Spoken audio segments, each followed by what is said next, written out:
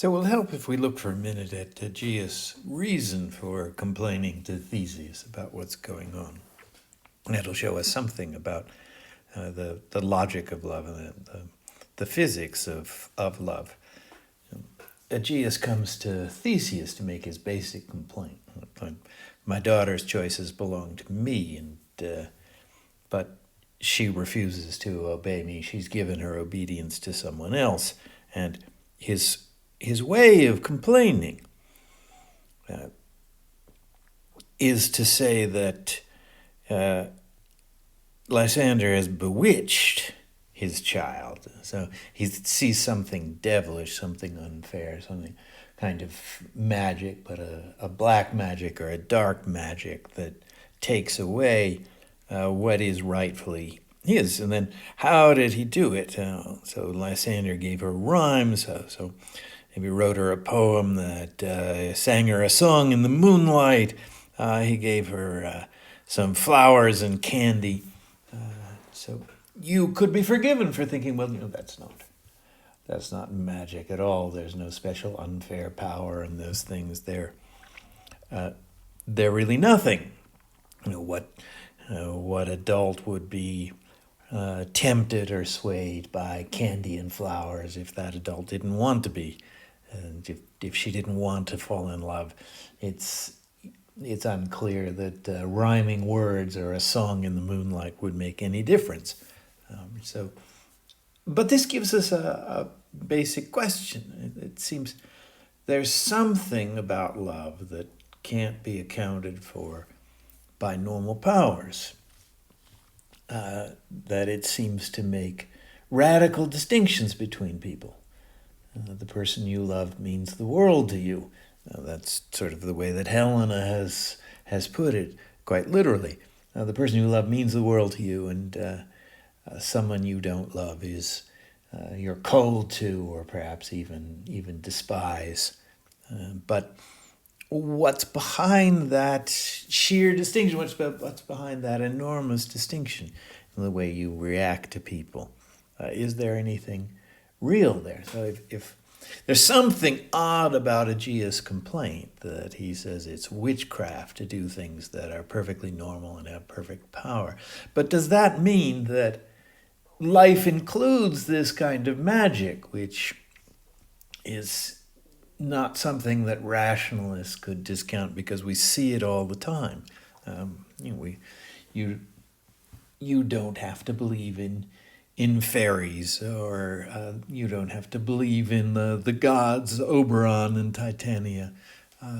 You could doubt those things, but we see the power of love. So we say, well, nature has magic in it. Put it the other way, that the power of nature is stronger than we usually understand it. That things that we might consider magical are in fact quite ordinary. So this will be the dilemma for this play. Is love so strong that we have to distinguish it from other natural effects and put it in the category of the supernatural, the magical, the unaccountable? Or is the ordinary world so poorly understood by us that we have to understand things that seem miraculous and perhaps devilish as part of the ordinary, natural, and everyday? This will come up in the middle of the play, where, according to the plot, there is real magic. There are powerful love potions, and that are changing people's affections. But we can always ask, are they really behaving any differently from the people we know, who presumably are not operating according to special flowers which have magical powers to cause anybody to fall in love with anybody else? So we can see that it's something that Hermias says at the bottom of page 7, around line 205 of Act 1, Scene 1. That before the time I did Lysander see, seemed Athens as a paradise to me. Oh, then what graces in my love do dwell, that he hath turned a heaven unto a hell. So the value of her hometown has completely changed because of falling in love. That she used to think of Athens as a paradise, but that was before she met Lysander. Now Lysander is her real paradise. And she has what graces in my love do dwell, right? What are the special qualities of my love? She gives them a positive terms of grace, blessings or improvements. So, what is it about my love that the city that used to be my paradise is now my hell? That seems to be part of the transformation of love. And where did love get this power?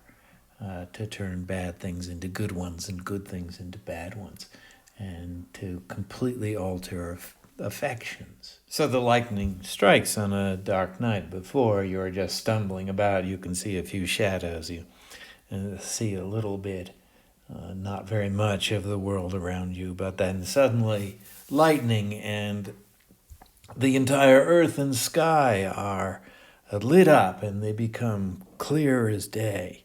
But before you can even say, look at that, behold, look at what we're seeing, then it's over. So quick, bright things come to confusion. So that's how quickly beautiful things are turned back to their opposite, come back to the dark normal. And the metaphor seems to be that love, which is brief like that flash of lightning, also has that quality of lighting everything up and showing both earth and heaven, suddenly revealing how things are. And so it changes you from being lost in the dark to trying to make your way by a few shadows and a few gray shapes. That it suddenly shows you everything. But of course, that leaves us with the question, right? What's the truth?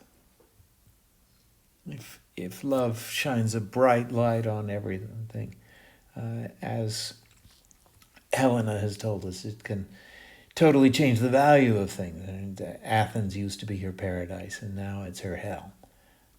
So very quickly, what you see can change its meaning utterly. But does that mean it changes its meaning truly? Is it clear or simply powerful? Does love show us somehow the truth about things, or is it a big distortion? So we see throughout this first scene that it gives us a look at what love is in human life. It's an extraordinarily powerful experience that it tends to change the values or utterly change perspectives, make a difference in perspectives as great as the difference between the dark night and the flash of lightning. And it seems to have the power of magic, which means that it does not fit with the ordinary law. It tends to be disruptive of whatever system or rules are in place. Those rules tend to be ultimately powerless to contain it.